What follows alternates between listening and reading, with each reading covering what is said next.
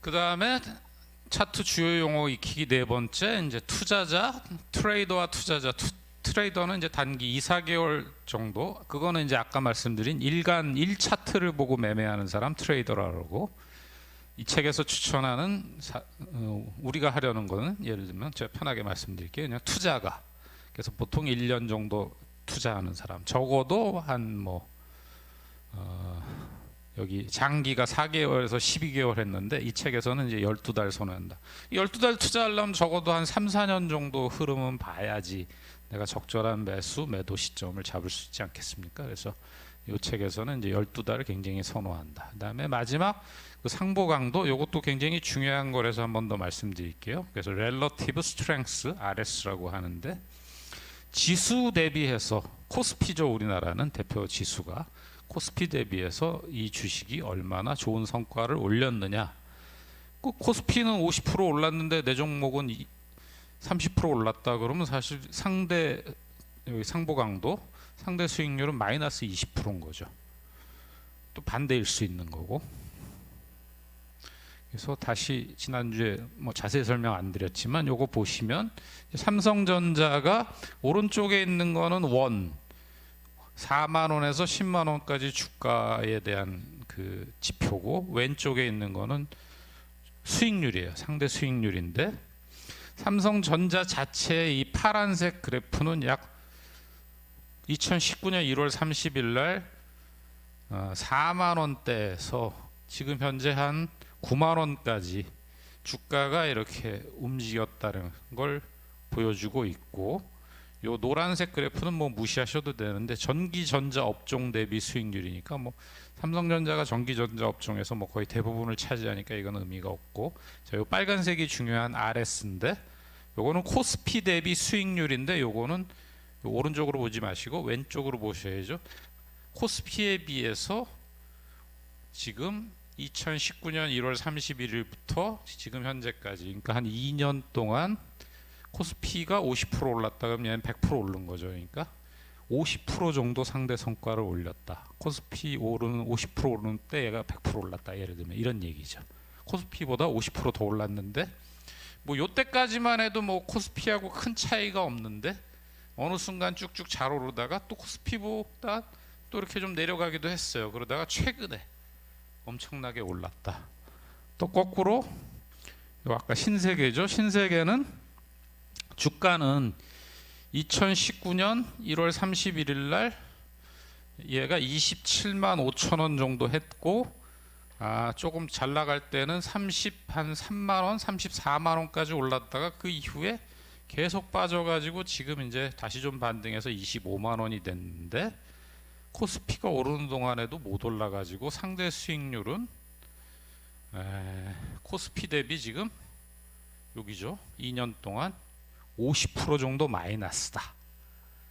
그러니까 이제 제가 만약에 현장에 있어가지고 그럴지는 않았겠지만 신세계 좋다고 추천해가지고 어떤 손님이 신세계 왕창 샀는데 2년 동안 저러고 있었다 그러면 저는 이제 그 손님 전화만 오면 피해야죠. 이게 제일 증권맨한테 두려운 사태라는 거 아까 말씀드렸습니다. 그거 괴로워요.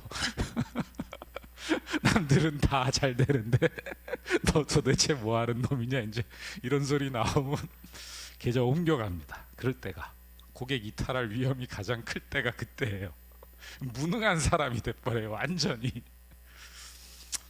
그래서 항상 보면은 분산 투자를 추천드리는데 꼭 그거 하나만 그렇게 왜 많이 사냐, 나는 이제 그렇게 얘기하고 그랬는데 하필 그런 경우라고 보시면 됩니다. 그래서 이 상대 수익률도 굉장히 중요하다. 그 다음에 제2장, 이게 총 몇 장이죠, 이 책이?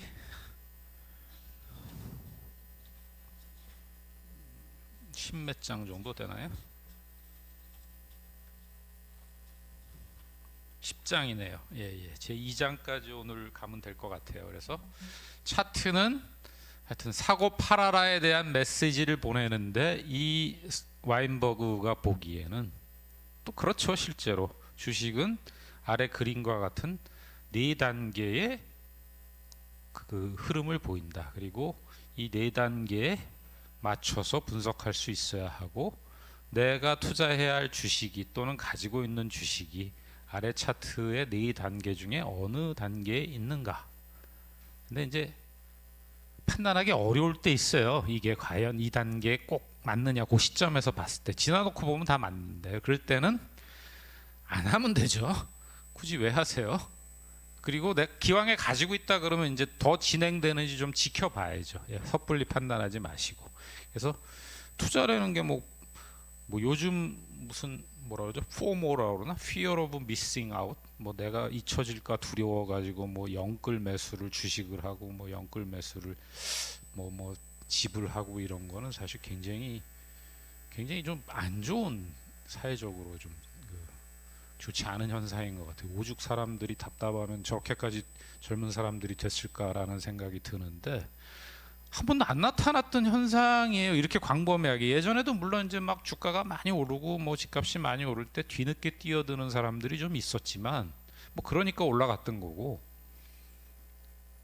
지금처럼 이렇게 막 그게 이런 신조어 나올 때 제가 항상 위험하다 그랬죠. 뭐 영끌 뭐 이런 단어, 이것도 사실은 굉장히 좀 사실 사회적으로 뭐 제가 이렇게까지 얘기해도 되나 싶긴 하지만 하여튼 좋지 않은 현상이다.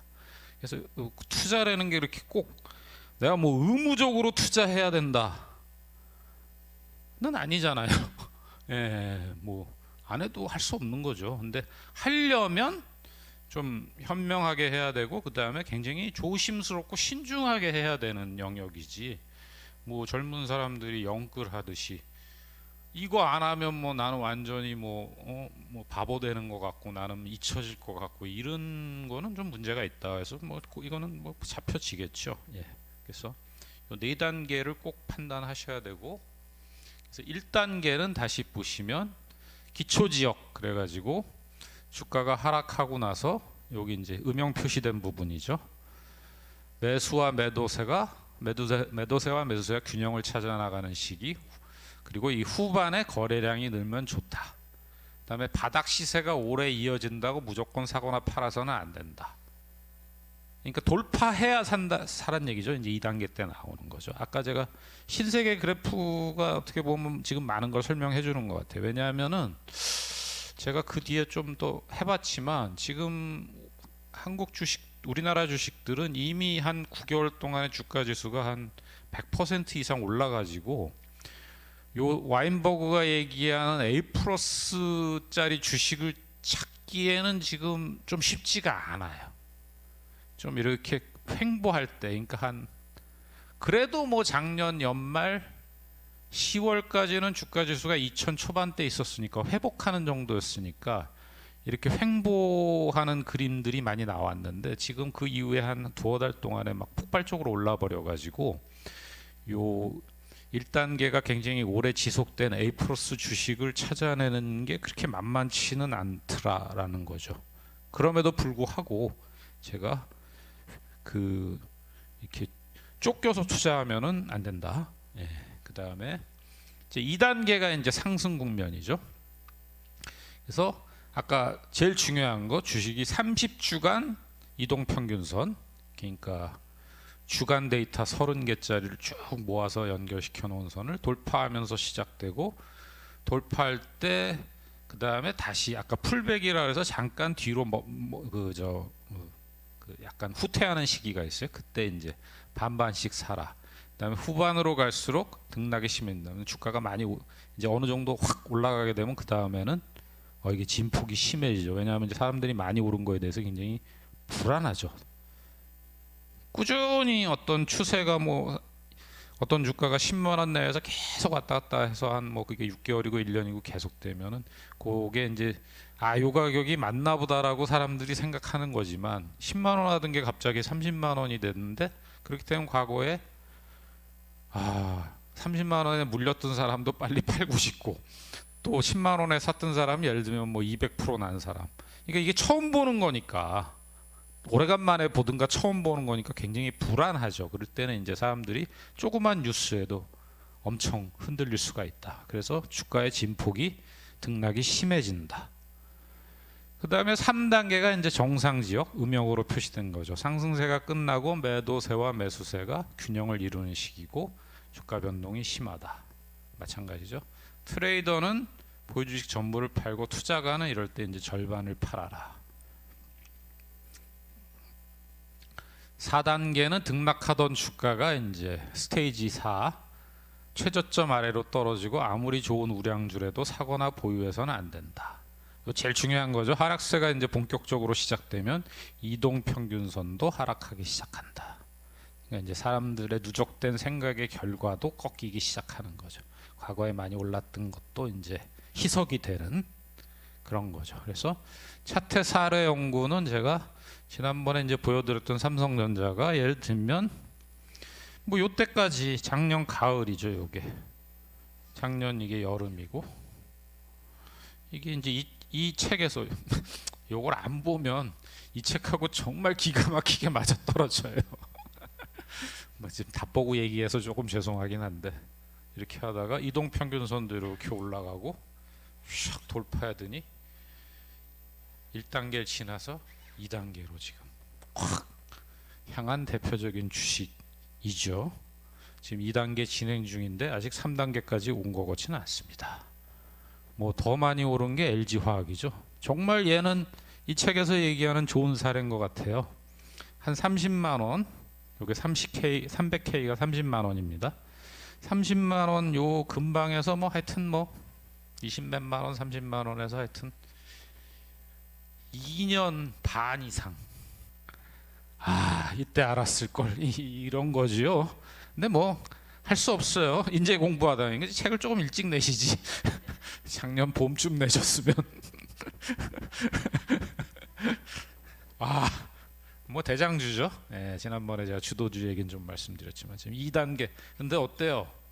못 보던 가격 70만 원, 90만 원 되니까 진폭이 심해지죠.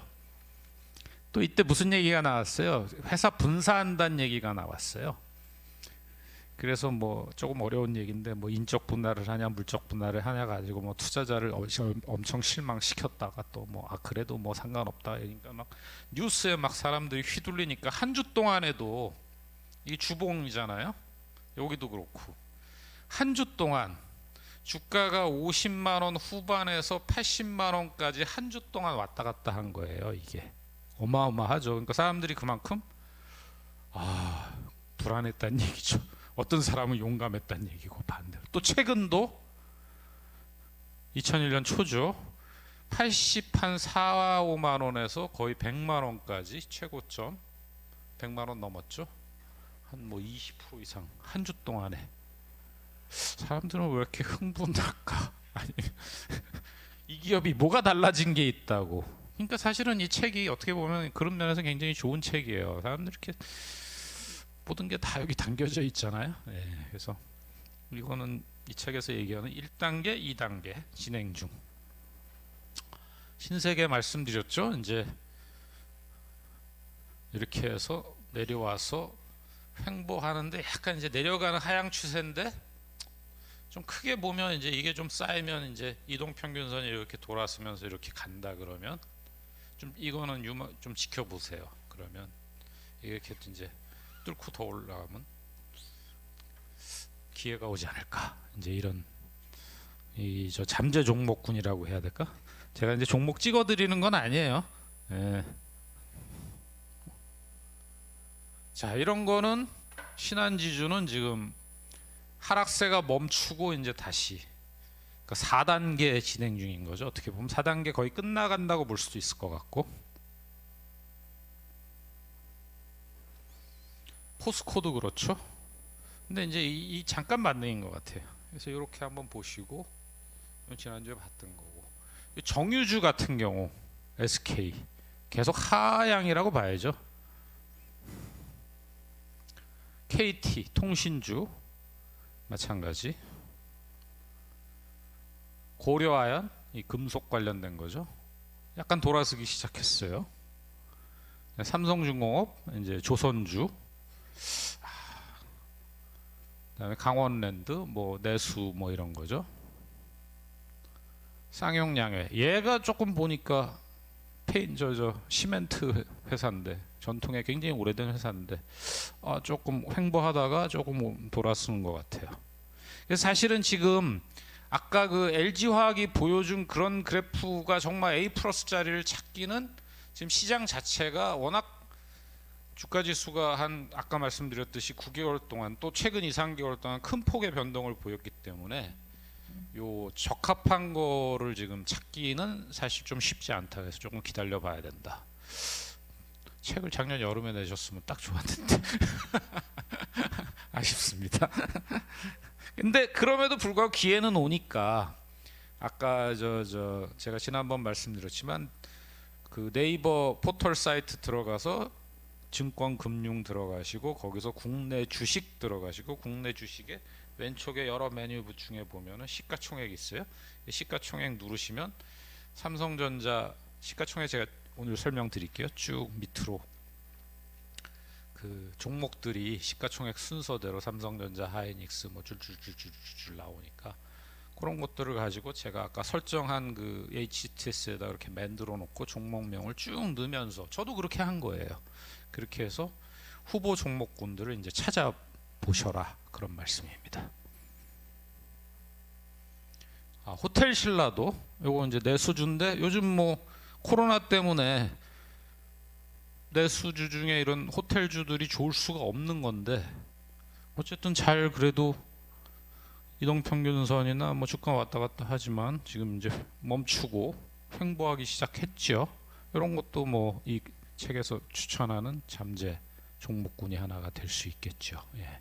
제가 일부러 조금 업종이 다른 것들로 조금 이렇게 선정해가지고 좀 다양하게 보실 수 있게 좀 오늘 아침에 이렇게 좀 그래프를 찾아봤습니다. 그래서 이제 여기까지 이제 오늘 2장까지 일단 마치고요.